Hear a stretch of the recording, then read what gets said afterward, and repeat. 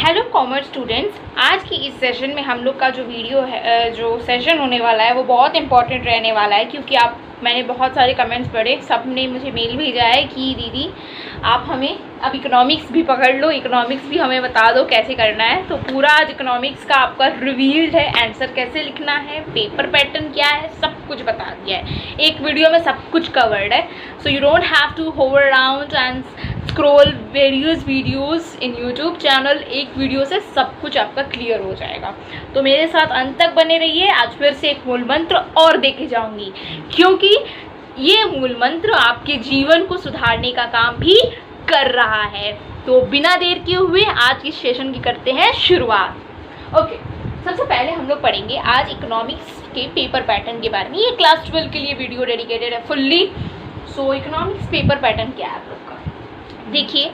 Total अभी तो फिलहाल के लिए कोई सैम्पल क्वेश्चन पेपर नहीं आया है, बट फिलहाल के लिए आपका हाफ ईयरली में ये पेपर पैटर्न ही चलेगा। सारे स्कूल्स फॉलो करते हैं।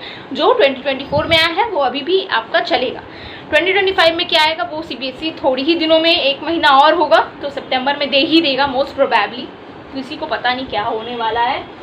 टोटल 34 क्वेश्चंस होंगे। टोटल 34 क्वेश्चंस मिलेंगे आपको, जिसमें पार्ट ए में आपका क्या रहेगा, पार्ट ए रहेगा और पार्ट बी रहेगा।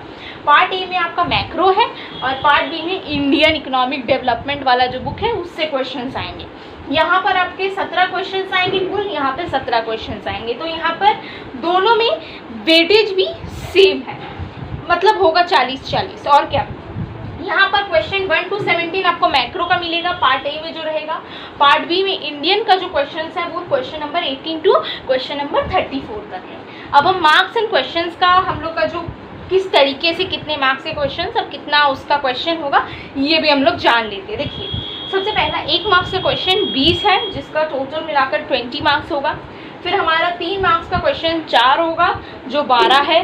फिर 4 मार्क्स का 6 क्वेश्चन होगा जो 24 होगा, जिसको मिलाकर मार्क्स, और 6 मार्क्स के 4 क्वेश्चन होंगे, यानी 2 6 मार्क्स यहाँ से, 2 6 मार्क्स यहाँ से। टोटल 80 मार्क्स के पेपर हो गए।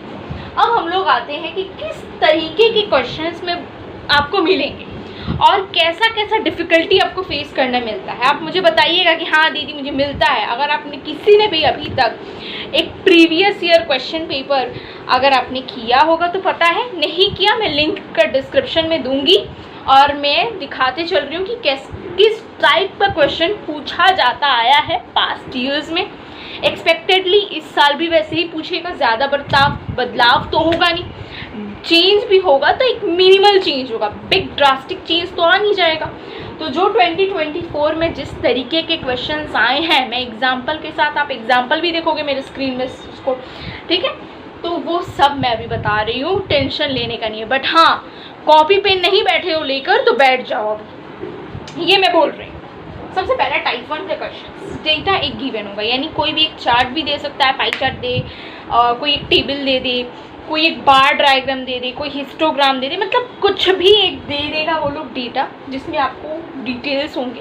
वो डेटा ऐसा होगा कि आपने कभी अपने बुक में नहीं देखा, यानी आपका बुक के बाहर से कोई एक पिक्चर, कोई एक इमेज वाला डेटा लाकर आपके सामने प्रेजेंट किया जाएगा और आपसे पूछा जाएगा। 2 तरीके क्वेश्चन हो सकते हैं, एक होगा कंपेयर या फिर एनालिस। कंपेयर अगर या फिर एनालिस करने बोलेगा तो डेटा, आपको कुछ नहीं करना है, आपको बोलना है कि इस साल इसका एक प्रोडक्शन, मान लीजिए प्रोडक्शन के ऊपर पूछा है तो इसका इतना है, इस साल इसका इतना बढ़ा, तो आपको सिर्फ डेटा को देखकर कंपेयर कर देना है। और जितना कंपेयर पूछा है, मतलब बहुत बड़ा डेटा दिया हुआ है, जैसे मान लीजिए बजट का डेटा है, फिस्कल डिफिसिट भी दिया हुआ है और भी जितने डिफिसिट है, बैलेंस बजट, सरप्लस बजट और डिफिसिट बजट, ये तीनों दिया हुआ है। जस्ट सपोज तीनों दिया हुआ है, आपको तीनों नहीं करना है। तीनों दिया हुआ है तो जो पूछेगा ना, मान लीजिए अगर फिस्कल डिफिसिट का एनालिसिस पूछा है, आप फिर सिर्फ फिस्कल डिफिसिट का ही जितना पूछेगा उतना लिखना। इकोनॉमिक्स के पेपर में ज़्यादा लिख के मत आना, मार्क्स तो मिलेगा नहीं, आपका जो टाइम है वो बहुत कम होता जाएगा। बिकॉज हमारे जो इकोनॉमिक्स का पेपर में लिखना कम है, सोचना ज़्यादा है।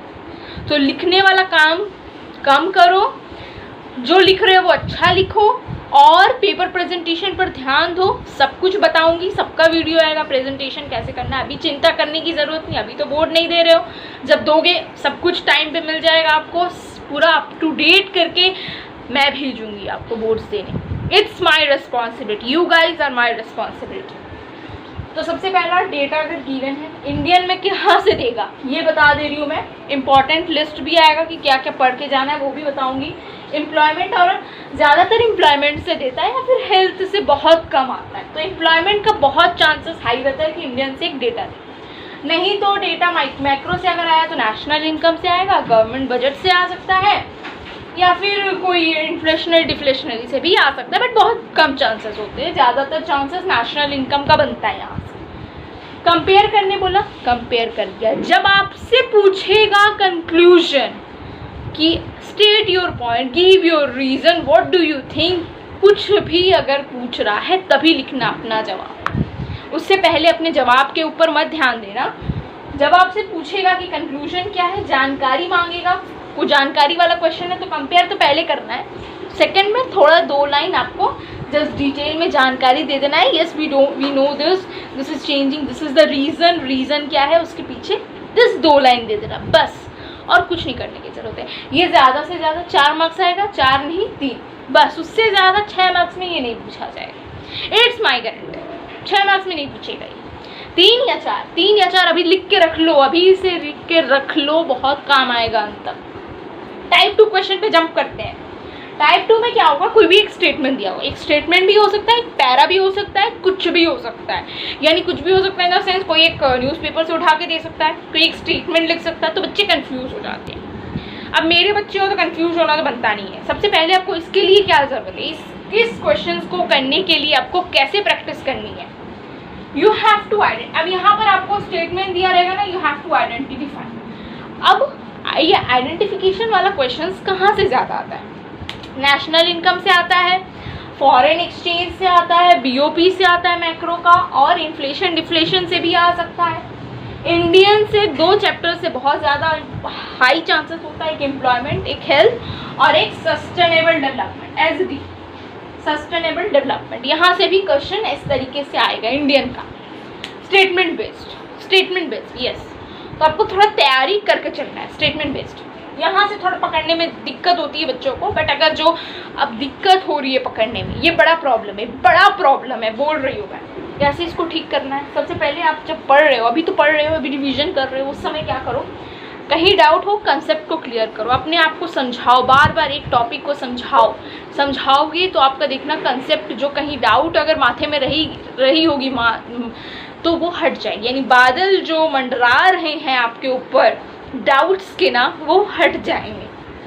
और अगर बुक में जो कीवर्ड्स लिखे हुए हैं, जैसे एक्सेस डिमांड का इंक्रीज होगा, जो भी जिस तरीके से कि और कैसे इंक्रीज होता है, कब इंक्रीज हुआ है, वो कॉजेज, वो सब आपको हाईलाइट करके रखने हैं। मतलब अगर कुछ भी वैसा अगर दिख रहा है स्टेटमेंट, समझ लो वो वही है। कीवर्ड हाईलाइट कर लिया तो आपको पकड़ने में स्टेटमेंट का कॉन्सेप्ट देर नहीं लगेगी। हाँ, अब थर्ड नंबर क्या है, न्यूमेरिकल्स दिए रहेंगे, तो न्यूमेरिकल्स के लिए न्यूमेरिकल्स वाले सम में आपको सबसे पहले क्या करना है, हाँ इसका बता दो, टाइप 2 में सबसे पहले क्या लिखोगे, कौन सा कॉन्सेप्ट है ये लिख देना, कि इसके बाद अगर कुछ उसका कॉन्सेप्ट को एक्सप्लेन करने बोल रहे हैं तो एक्सप्लेन कर देना, बस इससे ज़्यादा और नहीं ज़्यादा पूछा जाता है। टाइप 3 का न्यूमेरिकल में क्या करना है, आपको पहले प्रैक्टिस तो करनी पड़ेगी, न्यूमेरिकल आएगा नहीं तो फॉर्मूला लिखना है। सबसे पहले टॉप में फॉर्मूला लिखकर बॉक्स बना देना, उसको हाईलाइट कर देना, फिर सॉल्व करना, सॉल्व करके छोड़ मत देना। बहुत 80% बच्चे ऐसे हैं जो सॉल्व करके छोड़ के आ जाते हैं, मार्क्स नहीं मिलेगा, कटेगा मार्क्स, वहाँ पर आंसर को लिखना पड़ेगा। यानी जो पूछा है उसका आंसर, जैसे आपसे पूछा है कि find the physical deficit of ये दिया हुआ डेटा, फिजिकल डेफिसिट निकालना है, आपने निकाल दिया, हम ढूंढेंगे जाकर देखकर कि कहाँ फिजिकल डेफिसिट बच्चे ने निकालना है, नहीं, आपको आंसर में लास्ट में लिखना पड़ेगा, जब सारा सॉल्व हो गया लिखना पड़ेगा फिजिकल डेफिसिट इज इतना। Have you got my point? अगर किसी को डाउट है कमेंट सेक्शन में लिख सकता है, पूछ सकता है, no problem, I am always present for you guys. Type 4 कैसे करना है, जैसे कोई थ्योरी पूछेगा, ये 6 मार्क्स में आता है, 6 मार्क्स में भी आ सकता है, 4 मार्क्स में भी आ सकता है, और 3 मार्क्स में ये नहीं देता है ज़्यादातर, दिया बहुत रेयर केसेस होते हैं, तो बहुत अच्छा है कि आपको कम ही लिखना है। मैं लेकिन 6 मार्क्स या 4 मार्क्स के लिए बताऊँ। 6 मार्क्स में अगर आया कोई थ्योरी, जैसे मान लीजिए हमने एक एग्जाम्पल लिया, फॉरेन एक्सचेंज का भी हो सकता है, किसी का भी हो सकता है, इक्विलिब्रियम पॉइंट निकालने वाला, डिफ्लेशनरी गैप आपसे पूछा, डिफ्लेशनरी गैप को पूरा एक्सप्लेन करो। कैसे करोगे, क्या लिखोगे? पहले कॉन्सेप्ट को डिफाइन करो, कॉन्सेप्ट आपको डिफाइन करना पड़ेगा, एक डायग्राम व टेबल बनाना पड़ेगा। अगर बोल दिया डायग्राम बना दो, टेबल बोला टेबल, मेंशन नहीं किया, जो जिसमें अच्छा हो वो बना, लेकिन हम डिफ्लेशनरी गैप है तो हम बोलेंगे डायग्राम ही बनाना है। क्या बनाना है बच्चों को? डायग्राम बनाना है। डायग्राम को लेबल करना है। डायग्राम ऐसे सूखा रूखा सूखा नहीं होना चाहिए, सब कुछ उसमें हाईलाइटेड होना चाहिए, वो वाला डायग्राम चलेगा। रूखा सूखा diagram rejected. Explanation of diagram देना पड़ेगा, 3 लाइन 2 लाइन, जितना बने उतना दो। फिर आपको ये भी बताना पड़ेगा कि अगर एक्सेस होगा तो क्या होगा, डिफिशिएंट होगा तो क्या होगा। जैसे ये मेनली केस है आपका इसका फॉरेन एक्सचेंज इक्विलिब्रियम वाला, उसमें एक्सेस और डिफिशिएंट बताना होगा। नीचे है तो क्यों, नीचे होगा तो क्या होगा, ऊपर होगा तो क्या होगा, ये भी बताना है आपको, ठीक है। 4 मार्क्स में अगर आता है तो ज़्यादा कुछ नहीं करना है। 4 मार्क्स में आता है तो कॉन्सेप्ट को डिफाइन कर दो, एक्सप्लेन कर दो अपने भाषा में, डायग्राम बनाओ, उसका 2 लाइन एक्सप्लेनेशन देके खत्म। आपको उसका क्या होगा, केसेस नहीं कुछ करना है, बस 4 मार्क्स में ये 6 मार्क्स में थोड़ा लिखना पड़ेगा। 6 मार्क्स तो ऐसे लेने के लिए बैठे नहीं हुए ना, सारे टीचर्स दे देंगे आपको मुंह देखकर, या फिर थोड़ा सा लिख कर, नहीं, थोड़ा लिखना पड़ेगा। बट हाँ, पूरा बैठ कर लिखते मत रह जाना। 1 पेज से 1.5 page, 1.5 page and 1 page enough, more than enough. मैं आंसर शीट का बात कर रही हूँ, आपकी कॉपी का बात नहीं कर रही। आंसर शीट का 1 पेज या फिर 1.5 पेज ले 6 मार्क्स का आंसर। उससे ज़्यादा लिख रहे हो then you are wasting your time, you are killing your time. पीछे के आंसर्स लिखने में देरी होगी। टाइप 5 असर्शन रीज़न, बहुत बच्चे रोते हैं। जब से ये असर्शन रीज़न आया तब से बच्चों के दिल में एक इसके प्रति डर है। अब इस डर को कैसे भगाना है? प्रैक्टिस से। असर्शन रीज़न प्रैक्टिस करनी पड़ेगी, और कॉन्सेप्ट को, जैसे कोई भी कॉन्सेप्ट को घुमाएगा, आपको कॉन्सेप्ट को घुमा कर ही देगा, वो सही नहीं देगा बिल्कुल भी। तो पकड़ना है कि वो कॉन्सेप्ट के बारे में जो उसने बताई वो बुक में है, वो सही है, तभी इसको दोनों आएगा। मतलब इसको हमें करना है। मतलब अगर कोई भी आपको कॉन्सेप्ट में डाउट है तो असर्शन रीज़न नहीं होगा। असर्शन रीज़न करने के पहले जब कोई भी क्वेश्चन दे, उसका एक बुक लेके पास में बैठो, थ्योरी थोड़ा पढ़ लो, फिर असर्शन रीज़न करना, देखना सही होगा, ठीक है। मतलब इसको प्रैक्टिस करनी पड़ेगी। 20, 30, 50 असर्शन रीज़न करके जाना पड़ेगा आपको एग्ज़ाम से पहले, तब अच्छे मार्क्स आएंगे इकोनॉमिक्स में। नहीं तो इससे 2 मार्क्स कट जाते हैं।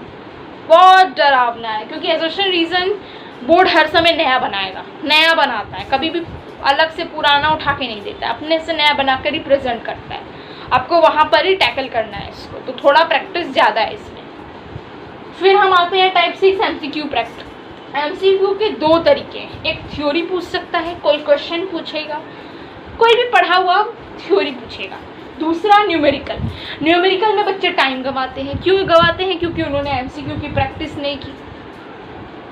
तो MCQ को आपको 15 से 20 मिनट, बहुत मैंने बोल रही हूँ, बहुत बोल रही हूँ, बहुत 20 मिनट से ज़्यादा नहीं लेना है MCQ में, नहीं तो पेपर छूट जाएगा। आधा घंटा तो प्लीज़ मत लो, प्लीज़। तो MCQ को जल्दी करने का एक ही तरीका है। क्या तरीका है? ज़्यादा प्रैक्टिस करना होगा। इसको भी प्रैक्टिस करना होगा। जितना MCQ करोगे उतना आपका आंसर राइट होगा MCQ में। नहीं तो MCQ में जब मार्क्स जाता है ना, बहुत ख़राब लगता है। मैं जानती हूँ, I was also a student, हमने भी पेपर दिया, हमने भी एग्ज़ाम दिया, तो हम दुख आपका जानते हैं, इसलिए बता रहे हैं। टाइप 7 में केस स्टडी। एक केस स्टडी अभी नया पैटर्न आया, देखे होगे। केस स्टडी में कुछ हाथी घोड़ा कुछ इतना बड़ा नहीं है, बट लोग प्रेजेंट करते हैं इसको बहुत डरावना बनाकर कि अरे केस स्टडी है। केस स्टडी वो इकोनॉमिक्स का case study is very different from maths का case study and very different from our English के पैसेजेस, उससे बहुत डिफरेंट है। तो ये कैसा है भाई, इसको कैसे करना है? 2 तरीके से होगा। एक तो आपको क्लियरली जो क्वेश्चन पूछा होगा उसका आंसर आपको ऊपर में मिल रहा होगा। जैसे ये वाला, ये क्वेश्चन होगा, देखो मैंने जो क्वेश्चन शेयर किया है, इस क्वेश्चन में आपको देखो क्या है, जो केस स्टडी जो मैंने दिया है, देखो अभी मैं क्वेश्चंस का सारा बता रही हूँ, रुपये 1 minute. Answers are already there, ऐसा होगा। दूसरा हो सकता है कि आपको नहीं अगर होगा बाई चांस आंसर वहाँ पर, तो आप जो बुक में पढ़े हो ना वही लिख के हो जाएगा, ज़्यादा कुछ करने की ज़रूरत नहीं। टाइप एट लास्ट है, ट्रू फॉल्स आता है, ट्रू फॉल्स में जस्टिफिकेशन मांगता है, तो इसमें भी वही है सेम, कीवर्ड भी रखना है आपको याद और कॉन्सेप्ट भी आपका क्लियर होना चाहिए। अब एक लास्ट बात बता दूं, अगर डिफरेंस पूछ रहा है ना तो बेसिस ऑफ डिस्टिंक्शन अगर आपने नहीं लिखा है, आपको पूरा मार्क्स डिफरेंस में नहीं दिया जाएगा। बेसिस ऑफ डिस्टिंक्शन यानी किस बेसिस पर हमने डिफरेंस दोनों का निकाला है वो आपको बताना ही पड़ेगा। You have to say, you have to mention that, उसके बिना नहीं चलेगा काम। अच्छा, अब मैं आपको कुछ एग्जाम्पल दे रही हूँ कैसे क्वेश्चंस आते हैं। सबसे पहला जो एक देखो डेटा मैंने दिया है आपको, उसमें एग्रीकल्चर के बारे में और ट्रांसपोर्ट के बारे में पूछा है, तो आपको सिर्फ वही का कंपैरिजन करना है। सेकंड में देखो एक स्टेटमेंट दिया हुआ मिलेगा आपको, एक पैरा मिला है, पैरा भी दे सकता है मैंने बोला, उसके बेसिस में आपको क्या करना है, एक्सप्लेन करना है टॉपिक को, जो भी टॉपिक वहाँ पर जो लिखा हुआ है टॉपिक, बस उसको एक्सप्लेन कर दो, you don't have to do anything else. Numerical तो आपको पता है, फॉर्मूला लिखकर सॉल्व करने मैंने बोल दिया है। न्यूमेरिकल का टेबल भी मिल सकता है, टेबल कहाँ से मिलेगा, नेशनल इनकम या एडी से बहुत कम चांस है, नेशनल इनकम का ही ज़्यादातर, या फिर कंजम्पशन फंक्शन, उसके बेसिस पर एक टेबल भी मिल सकता है। न्यूमेरिकल ऐसे भी पूछा जा सकता है या एक टेबल भी पूछा जा सकता है, तो दोनों के लिए प्रिपेयर रहना है। एक थ्योरी देखो आपका वहाँ पर डिफ्लेशनरी का नहीं है, सॉरी, एक थ्योरी पूछा है तो उसका जस्ट एक्सप्लेन करना है, इस थ्योरी का स्क्रीन पर फ्लैश हो रहा है देख लो। अदर्शन रीज़न में मैंने बोला प्रैक्टिस करना है, 4 ऑप्शंस दिए रहेंगे, तो उसके लिए आपको थोड़ा कंसेप्ट क्लैरिटी की ज़रूरत पड़ेगी। एमसीक्यू जितना प्रैक्टिस करो, 2 तरीका का, एक थ्योरी देखो ऊपर में, एक थ्योरी का एक है और एक न्यूमेरिकल का भी है, दोनों मैंने शेयर किया है अपने स्क्रीन पर। और केस स्टडी देखो, मैंने जो केस स्टडी शेयर किया है वो 2020, ये सारे 2024 के क्वेश्चन हैं। PYQ भी चलो इसी बहाने सॉल्व हो गया आपका। केस स्टडी तो यहाँ ए वाला जो केस स्टडी है ना, इसके क्वेश्चंस के आंसर ऊपर ही है, केस स्टडी में मिल जाएंगे आपको, you don't have to bother about it. हो गया ये वाला। अब मूल मंत्र की बात आते, सेशन एंड है, मूल मंत्र है प्रैक्टिस। प्रैक्टिस कैसे, बोलकर नहीं, इकोनॉमिक्स का ना आंसर एकदम इंग्लिश की तरह है, इसको लर्न नहीं किया जा सकता। यू हैव टू जितना प्रैक्टिस करोगे, क्योंकि हर एक क्वेश्चन अलग होता है, अपने में एक यूनिक क्वेश्चंस हमें प्रेजेंट मिलते हैं, तो हमें जितना रिटर्न प्रैक्टिस करेंगे उतना अच्छा मार्क्स आएगा इकोनॉमिक्स में। बस आज की सेशन को देते हैं यही विराम। अगर आपको ऐसे ही इंफॉर्मेटिव वीडियोस चाहिए, then you have to follow my channel and share with your friends also. Thank you.